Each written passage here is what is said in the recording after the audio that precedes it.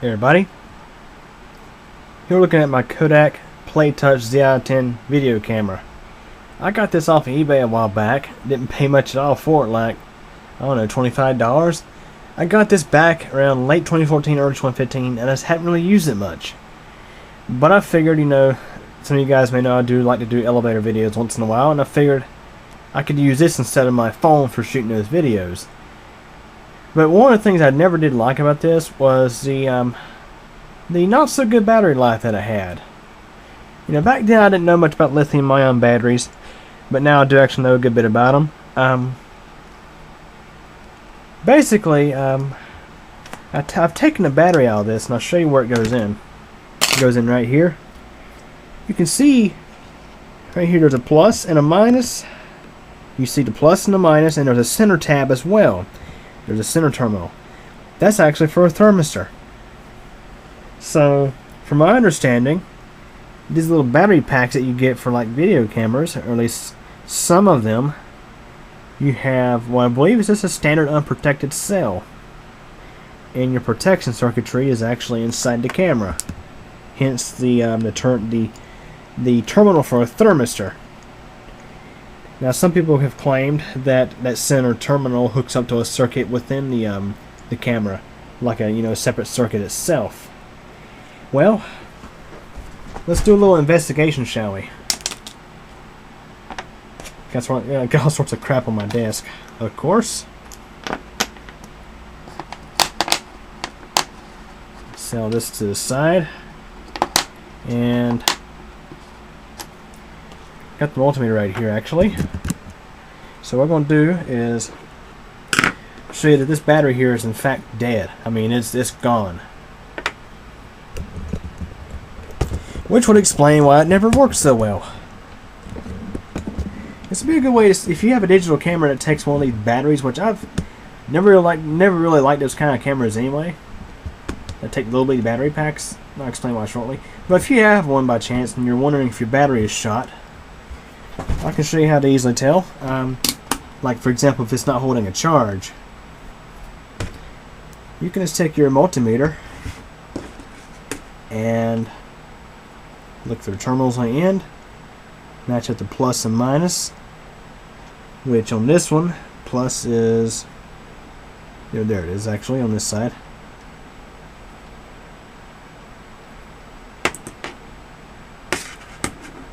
Kind of hard to get these probes down on there, but let's see. I mean, it's completely dead already, just FYI. Not sure if you can see the numbers there. There you go, it's a little better. Yeah. 2/100ths of a volt. That's all it's putting out.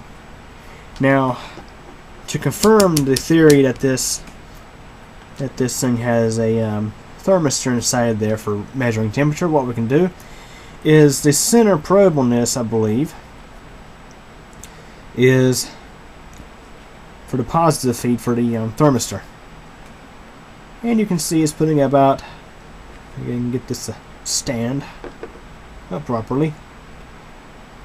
I got the red lead on the center terminal and the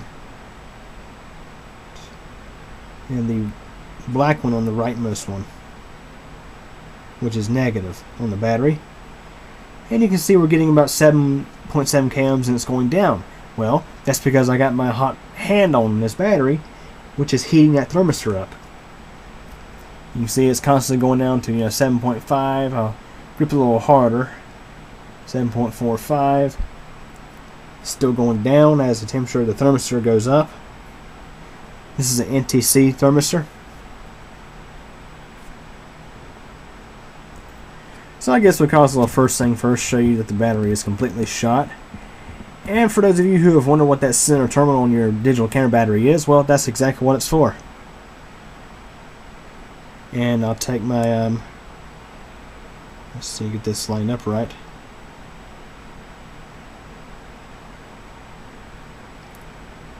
So we're at 7.4. I'm going to blow on the batteries a little bit.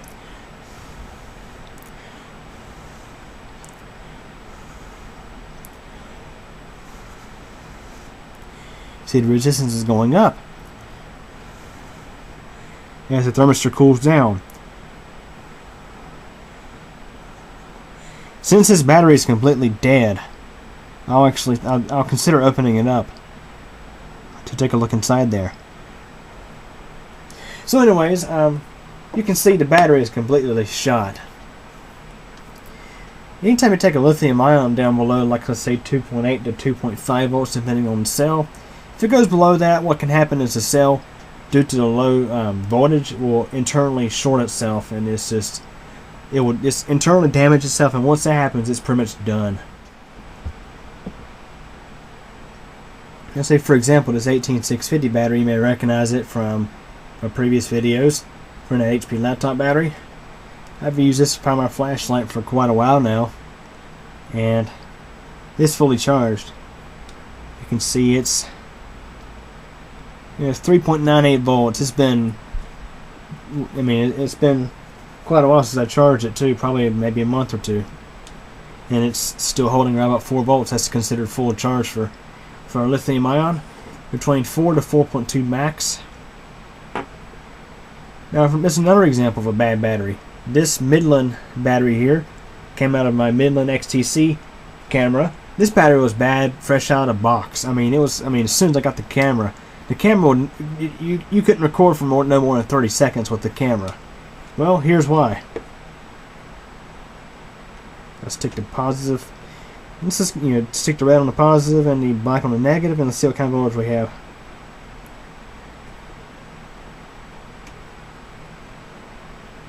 Well, 3.2 actually, so it's not actually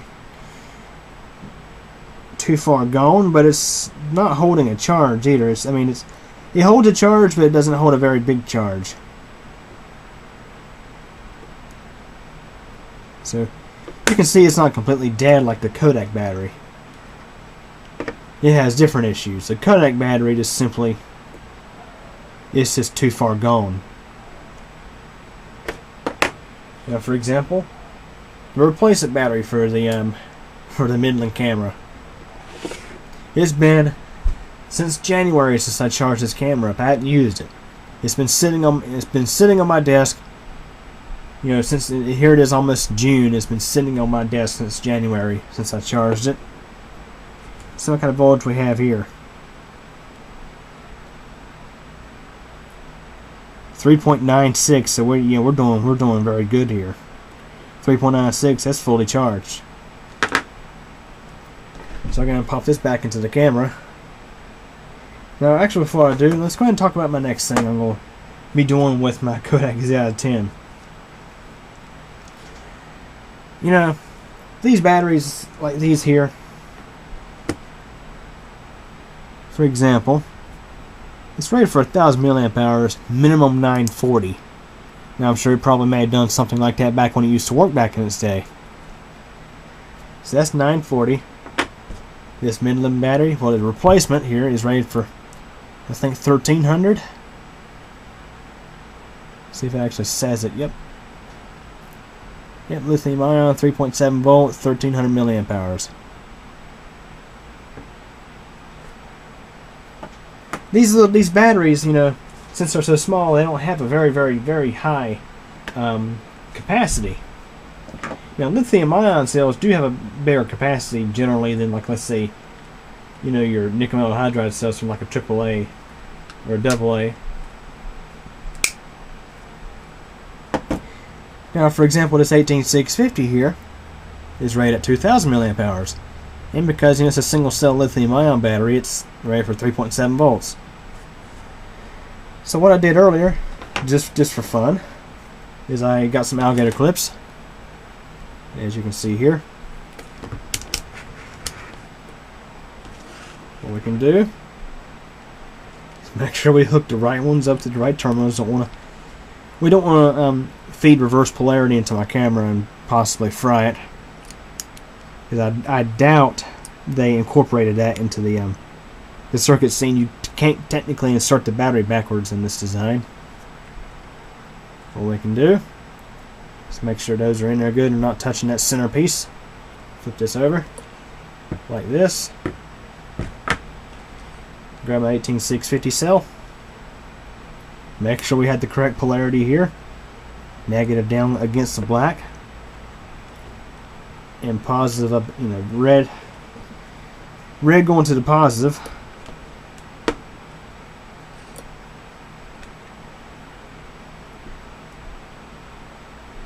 And this will show you our camera does in fact turn on. And of course, it hasn't had power going to it for such a long time, it doesn't know what the date is. But to show you it does in fact work, well, lead just come loose from the battery, and it showed that it had a full charge. So anyways, these single cell, you know, these 18650 cells out of laptop batteries don't have any protection on them, no protection circuitry rather. So you know, they're generally they're okay for single cell use, you know, like in a single cell flashlight, like, you know, like this one here, like that's very bright. And I would say they're probably okay for devices like this, because I do believe that this has protection circuitry built in. Like it has enough common sense to cut the camera off when the voltage gets, you know, too low for a lithium ion cell. Now, you know, for that center terminal, like I mentioned, I'm going to extract this battery, you know, just open it up, because we do know that it's dead. But you know, we don't want to stab it or anything, because yeah, technically it could still get mad. But we can open this up and see if I can find that thermistor and see, just confirm that it's actually wired between the center and right terminals. Like, let's say for example, if I just want to wire in an 18650 to this camera, you know, I could go in here and solder, you know, wire from positive to this here, and a wire from this to the negative, and figure out how to store the cell on the camera. And if I want to charge this cell using the camera, obviously, and if I'm wiring in, I'd have to do so. Figure out how that thermistor's wired up, and you know, wired up where it's touching, you know, the thermistor's touching the battery to monitor temperature, and it's technically, I believe it should be able to charge it.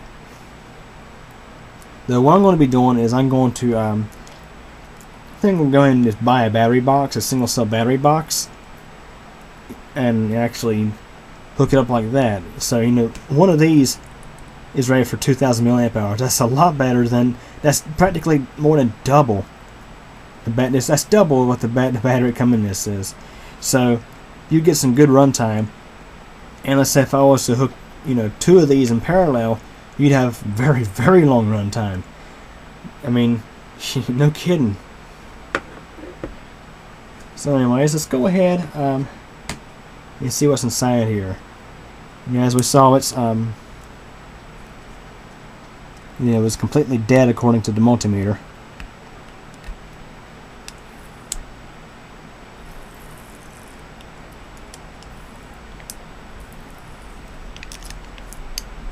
And we might get to see who the OEM of our battery is. Ah, it's a Panasonic. It's amazing what's right below that label. Yep, it's a I believe these are actually lithium-ion polymer batteries, or LiPo batteries.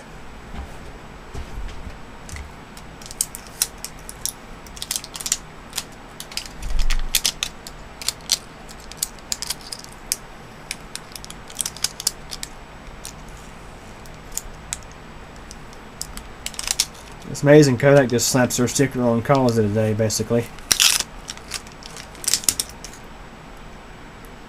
I think the thermistor is up in this area somewhere, because this is our bare cell right here. So it's actually just a little LiPo cell. And I would suggest, you know, if you was doing this to your LiPo cell, be very careful. You don't want to short it out. You know, well, you know, this one here, it's dead to begin with, so that's why I feel a little more comfortable doing this.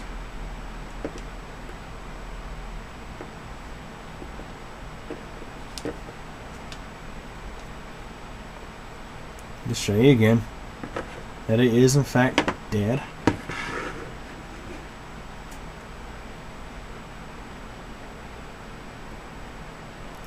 Yeah, a whopping 0.2 volts.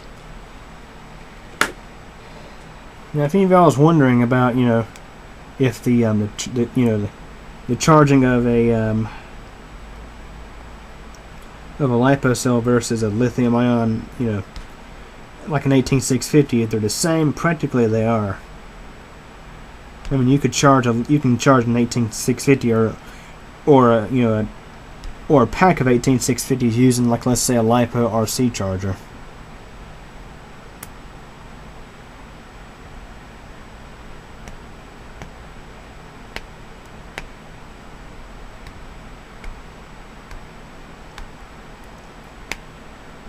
So at least Kodak did choose a half decent OEM for their batteries. I had to give them credit for that, at least.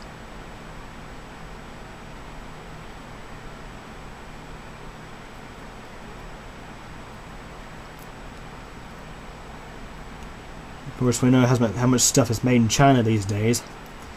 And if you're wondering, those blue cells, those blue 18650s I have, they're actually LG cells from Korea. And they've done a good job so far with the, you know, with the flashlight and everything. And despite being many years old, they're actually charging up sort of close to the rated capacity. Like, I think some of them getting like between 1600 to 1700 milliamp hours out of. So that's always nice to see. I'm trying to carefully pop this off because I don't want to introduce a screwdriver to this, because even though the battery is, you know, isn't putting out any volts, yeah, 2/100ths of a volt. If you puncture a LiPo battery, it can still be hazardous.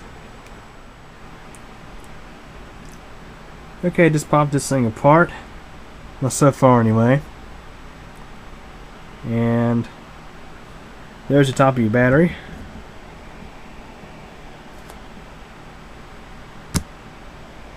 There's a good view of it. And here is the piece that goes over the top. Now, what's interesting about this, you remember how we measured, you know, 2/10ths of a, no, 2/100ths of a volt before I, you know, took this outside and continued tearing it apart. Well, interestingly now, when I measured the actual battery,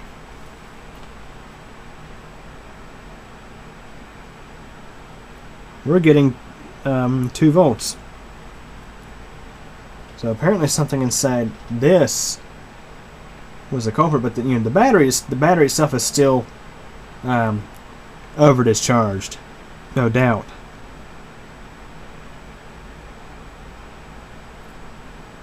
Yeah, at 2 volts is definitely not in very good standing in regards to that. But yes, it's still good. It's still a good thing I went outside, because, you know,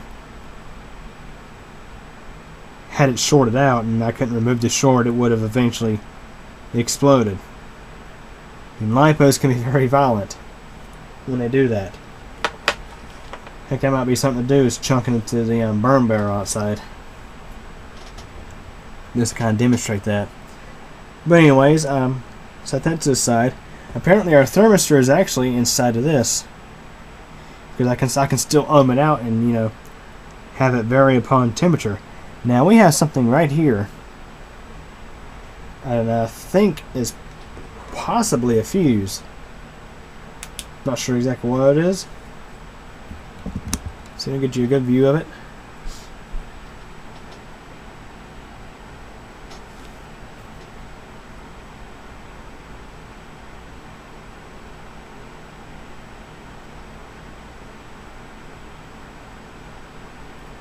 I don't really think you can see that too well, but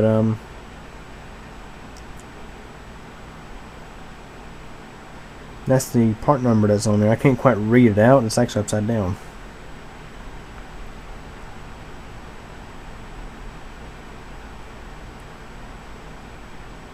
I'm not sure if that's a fuse or what that is.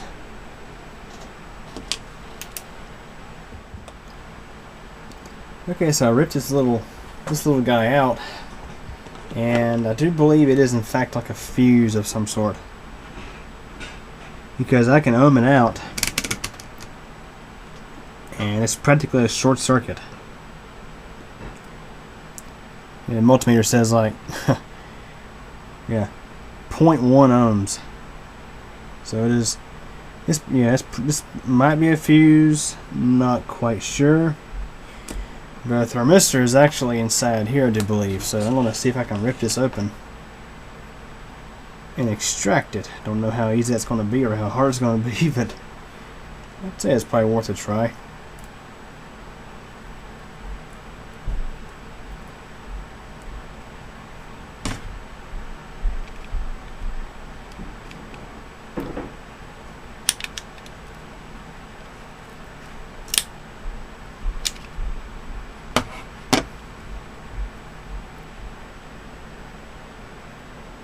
See if we had any. Okay, actually, I think we had a circuit board in here. So, yeah, wait, that's actually. There actually is a PCB inside there. But I don't necessarily think it's like a IC. I think it's just. I think it just has a thermistor. That's about it.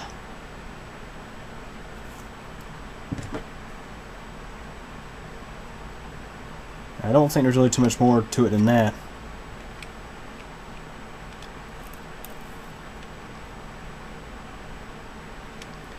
So apparently that circuit was faulty. That circuit board. Kind of reminds you of laptop battery sometimes, doesn't it? Sometimes either your protection circuit or whatever you know battery you have, the circuit board that's in it, is at fault, but the cells are fine. Now in this case the cell wasn't exactly fine, but it actually had 2 volts on it, which technically is still considered, you know, over discharged. But anyways, it kind of, at least now we have an idea of what's inside, like a little digital camera battery pack. So anyways, yeah, in regards to this, not sure if the protection circuit, if this is a protection circuit, if it purposely locked out the battery or what happened. Now the battery did in fact work. I mean, I could charge the camera up and use it and get between half an hour to maybe an hour of use out of it. But you know, when it's sat, it just, that's pretty much it. It just didn't work. I mean, it would just discharge to nothing. So anyways, I guess we can call this part 1 of this camera experiment. As I mentioned, I'm probably going to get a little battery box so that way I can have a removable 18650 on here. So that way I can charge the 18650 with my actual 18650 charger. Now if I knew exactly what thermistor value this here was looking for, because you know, as I mentioned, you know, we ohmed it out and it was in fact a thermistor. I could change the value by the heat of my fingers. It was a thermistor that was inside there on that circuit board.